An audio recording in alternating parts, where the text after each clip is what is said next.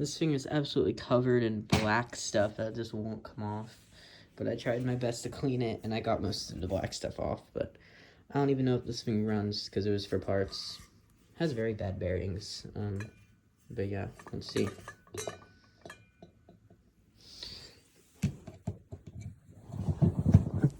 Oh, it does.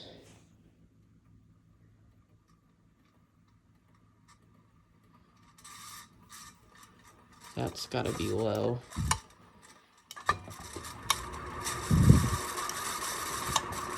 Medium.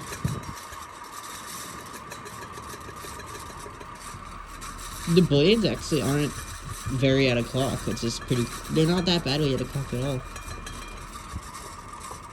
And there's low. Yeah, very noisy bearings. I have it on this random canopy because I don't want to put it on its original canopy because it feels fragile. But yeah, it works. I don't know how I'm going to put this up though because of the down rod. And it's very long. And it's like a special down rod.